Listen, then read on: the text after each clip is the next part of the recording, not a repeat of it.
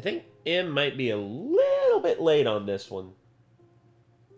It is currently October by the time you're watching this. Yeah, tomorrow's October 1st. Wait, is summer in Japan? How long, or when does summer in Japan start and end? Summer in Japan. Summer season in Japan is June to mid-September. Oh. So she's not that late. I guess. But, I guess, Just ended pretty much. Yeah. Summer in Japan, apparently it's not the best. And apparently she's got a thing here where she's talking about, summer in Japan being the worst, which, hey, you moved to Japan. That's kind of on you. So, if we ever go to Japan, I want to go in middle of March to late April. That's typically like the preferred time because that's when spring is in. Yeah, the cherry blossoms are blooming. It's just an all-around beautiful time. There's one freaking thing that I'm sad that we don't have really in America, and that's cherry blossom trees because they look amazing. Yes, they look so cool.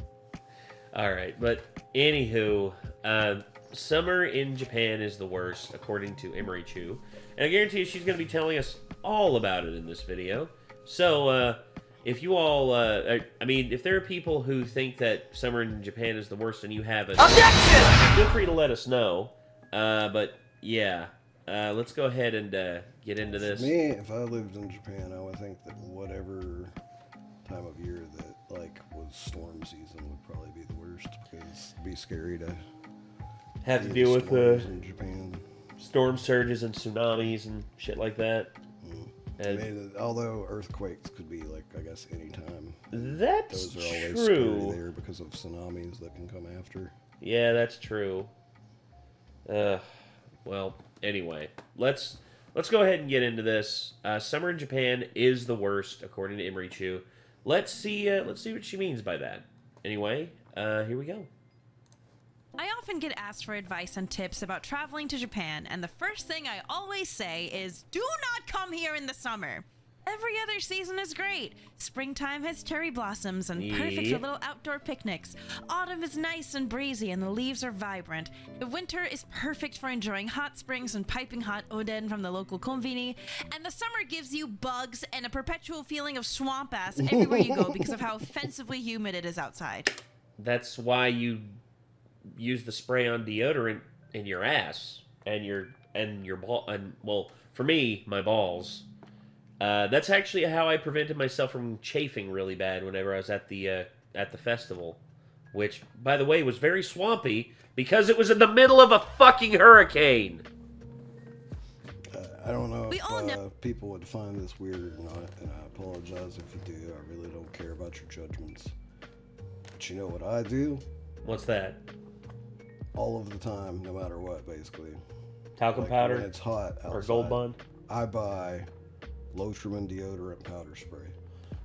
That's good. A, it definitely keeps you dry in your regions if you spray it down there. B, you'll never get jock itch, which is very nice. Oh, you don't have to deal with. Oh my god. Yeah, that is such a pain in the ass. I have the Degree Sport that I use, and I used it at the festival, or before we went to the festival. Oh my god, dude. I have never been so comfortable. I also spray Lotrimin powder in my slip-on shoes to make sure that my feet and shoes keep smelling okay. This isn't a sponsorship, and to make sure I don't Lotrimin. get athlete's foot or anything. This is not a sponsorship, Lotrimin, but it could be. Your move. I know summer is easily the worst season in general, but for some reason I find it's especially hellish in Japan. So these are my 3 biggest complaints about the season. And I guess I should mention this disclaimer because I already know some contrarian is out there itching to type something like, typical ungrateful fear-mongering gaijin looking for something to complain about. You clearly don't know how to make the most out of Japanese summers. I visited in the summer of 2019 and had the most splendid time. It's really not that bad if you know what you're doing. And if that's you, good for you! I don't do very well with heat and humidity.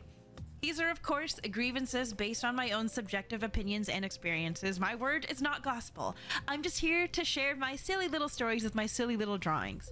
And speaking of silly little drawings, I just came back from a multi-day art trip in Osaka with a bunch of other artists. And during this trip, I decided I want to get better at drawing on the go, especially since I travel a lot more around this time.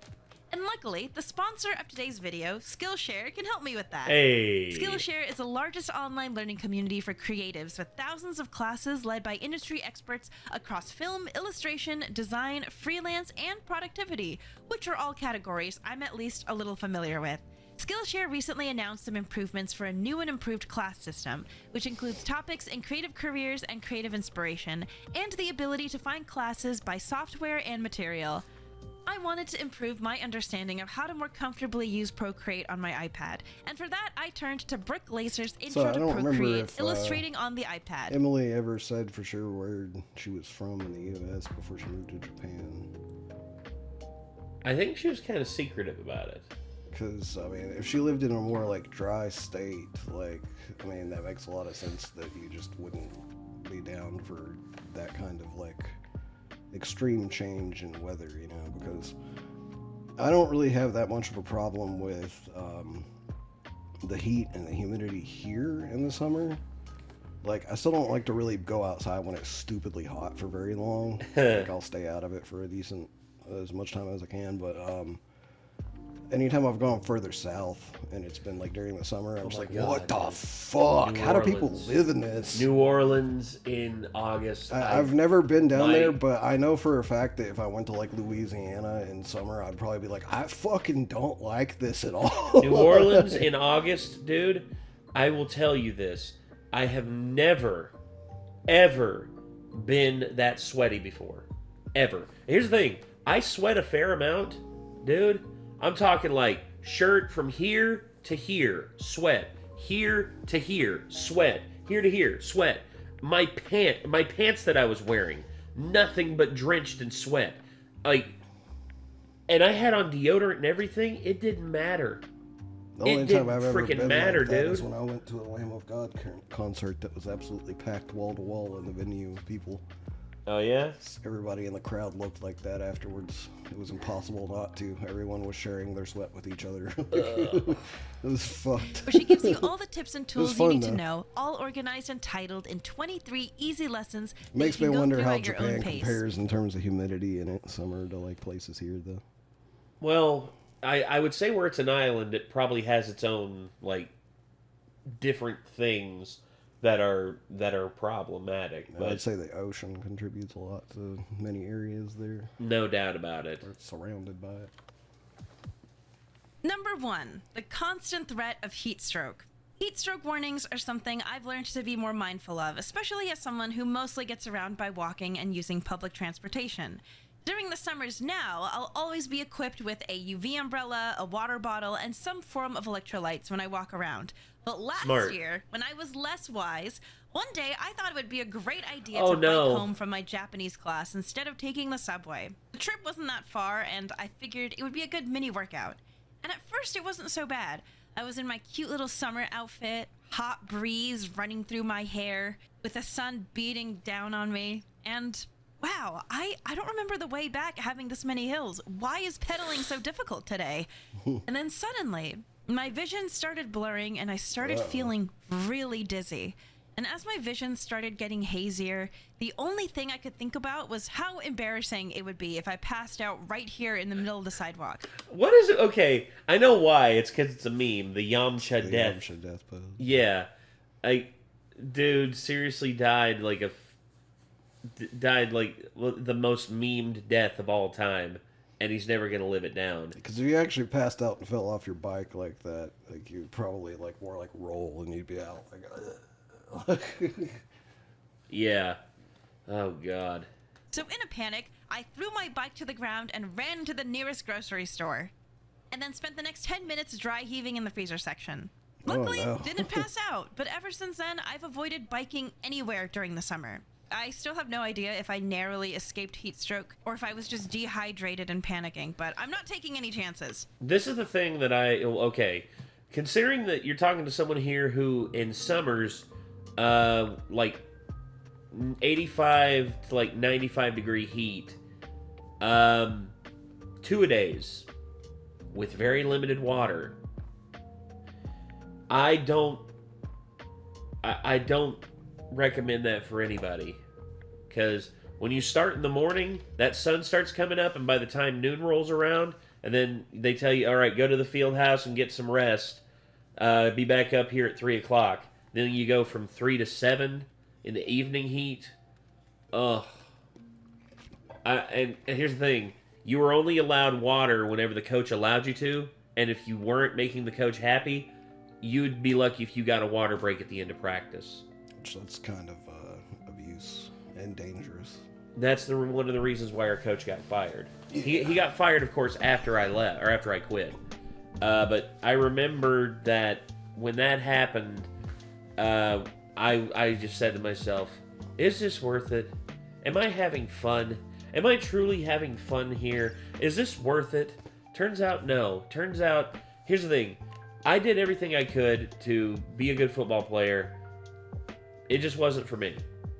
And also, my knee injury, the fact that my finger got broken, the fact that I was having constant just like aches and pains all the time. It's like, this isn't how I want my summers to go, man.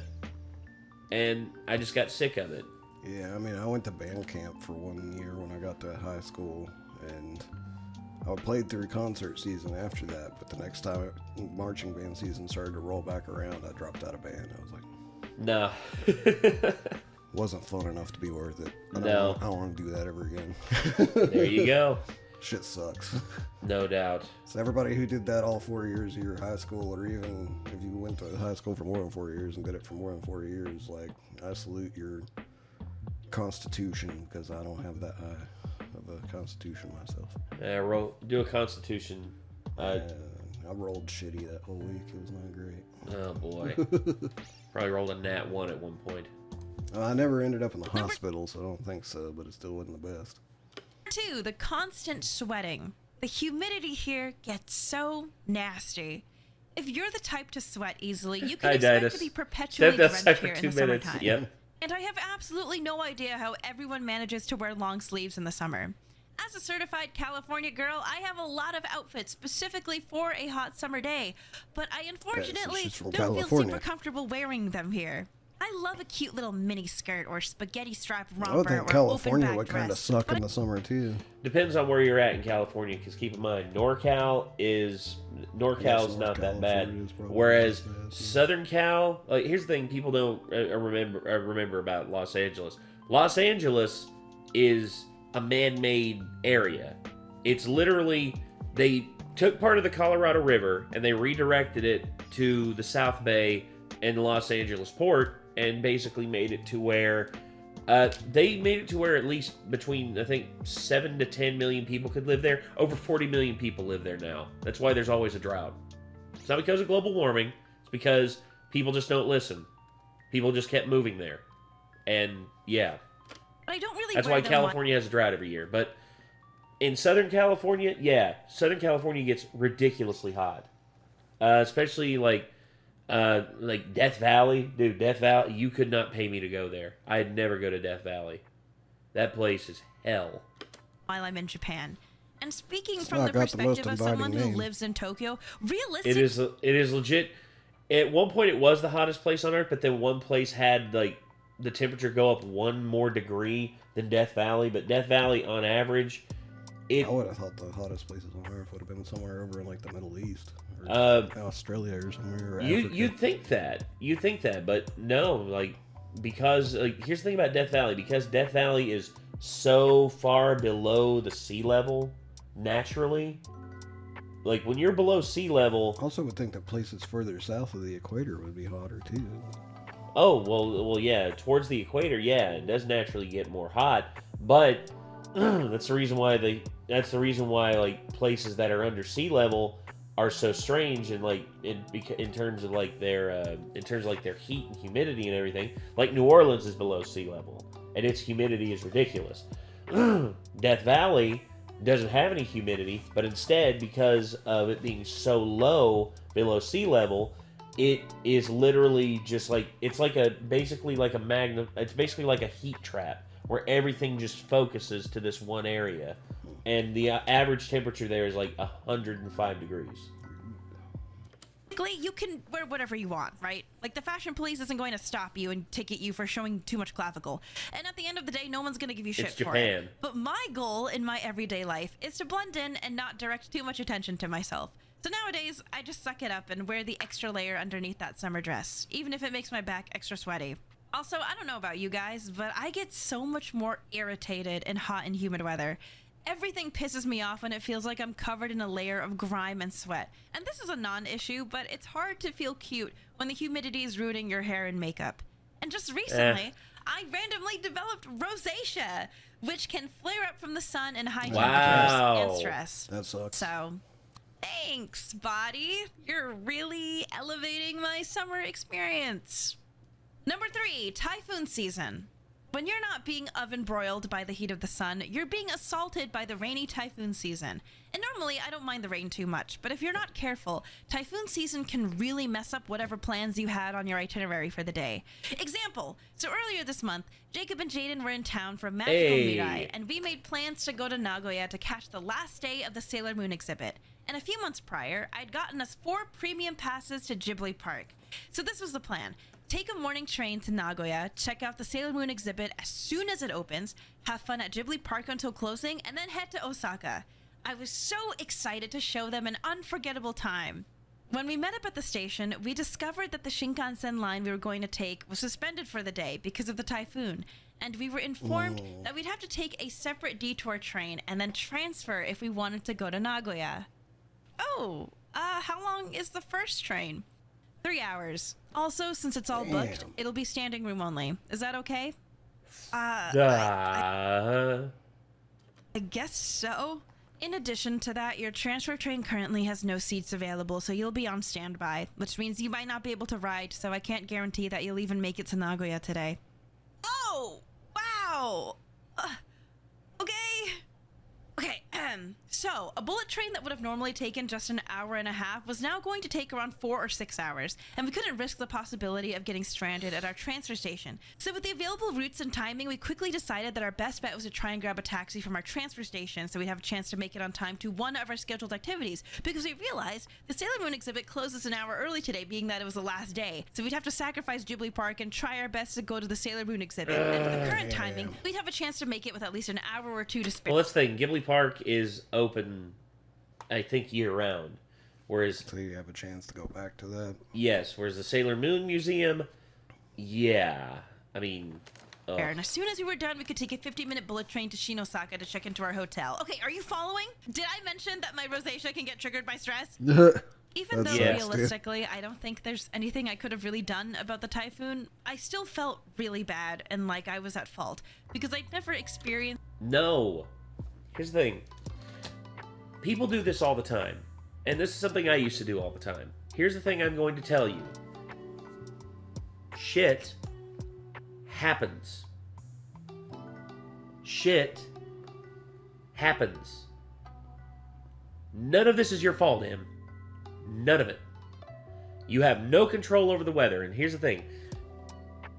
I'm not going to tell you can't feel upset, you can't feel the way you feel. No, feel the way that you feel. But just know this. You have done everything in your power to ensure that you all would have the best day. It's not your fault the typhoon came blowing in. It ain't like you're the sole cause of the typhoon. The typhoon literally was just like, you know, I heard Emrichu had some bad things to say about ramen. I'm going to fuck her day up. Yeah, no, that's not what happened. Like, literally, like, people always sweat the things that they can't control, and they always want to blame themselves. And I think this is just... Also, hindsight is 20/20. You can think about things from a perspective after it didn't work out the way you hoped it would and how you could have made it better for the next time. But usually you have to have that experience first in order to be able to think about that for the next time. So yeah. It's not really your fault that you didn't think of it because, like, that's what it is. It's hindsight. Like, yeah. But like you can think of it now because you ended up in that situation. Now you're like, so I could do this next time possibly. But you don't have to be like, it's my fault for not doing that this time. You know what I mean? Yeah, and it's okay. It's okay. experienced this kind of bad luck with the Shinkansen before, but Jacob and Jaden were really nice about it. And luckily, we made it to the Sailor Moon Museum on time with just an hour to spare, and the rest of the trip to Shinosaka went fine. But the typhoon really messed up our plans for the day and made it 10 times more exhausting. So, what did we learn? Oh, I know! The moral of the story is, if you're traveling to Japan in the summer, remember to stay hydrated, carry a UV umbrella, and wear breezy and comfortable clothing, and keep your schedule flexible for unexpected weather changes. No. The moral she's going to say is moral of the don't story travel to is Japan pick in the a summer. different season if you can help it. Yep. All jokes aside, if you still want to plan your trip for the summer, don't let me stop you from having a good time. It's not impossible to have a fun and fulfilling trip during the summertime. Just remember to be prepared. To be I'm just honest, sharing my I own- know I'll probably never have the money, but I would like to visit Japan in every season eventually. Oh yeah. But spring is on my first priority season visit. Spring is like primo bucket list. And then like, my second priority would probably be fall because I want to Yeah. go around Halloween time and see what kind of Halloween my stuff they have going gosh. on. Yeah, dude. Then I'd probably go Christmas. summer after that because I like the heat and summer and stuff. Winter would be my last thing because I fucking hate cold. But I still would like to see it in the wintertime as well. I would love to see Japan in the winter. Also, going into a hot spring when it's cold out like that, oh, buddy. That's that's a dream. The idea of having to get mostly naked before going in, how cold that would fucking be before you could get in, though sounds awful. But that's the thing. It's called it's not to mention called how body shock. fucking cold it would be when you got back out too. That's the thing though. It's the body shock is that's part of it. But once you get you're still warm from the hot spring, and you get up and you go inside, and then you dry off and everything, you're all good. I would love to go to Japan at any time, but maybe one day, man. Maybe one day we can afford to go. We'll see. I hate being freaking cold for a minute before and after I get out of the shower. I mean, it's part of it, dude. I know, but I don't like it. I don't like it either, but it's part of it. I mean, it's part of life. You can't help how your body acts whenever you're hot or cold. But mainly, it's just I would still like to walk around and stuff during the winter, and I have to mentally prepare myself to walk around in the cold, for stuff like that, for sure. So it would definitely be on my last priority of things that I wanted to do. Okay. I want to do it eventually. It's just I would rather do the other things first. Fair enough. Well, everyone, I think that's going to do it. So that was Summer in Japan is the Worst by Emery Chu. Let us know what y'all thought. Love to hear your thoughts on Emery Chu and her adventures through the wonderful world of Nippon, sorry. Nippon. Yeah. So, anyway. Nihon is the language. Yeah. So, Nihon Go, I think, is actually English. Okay. I can't remember them. It's been too long since I did any Japanese lessons. So, all right, everyone, thank you all very much for tuning in. And until next time, I am Nate. I am Nick. Y'all be good people. Be safe. Peace.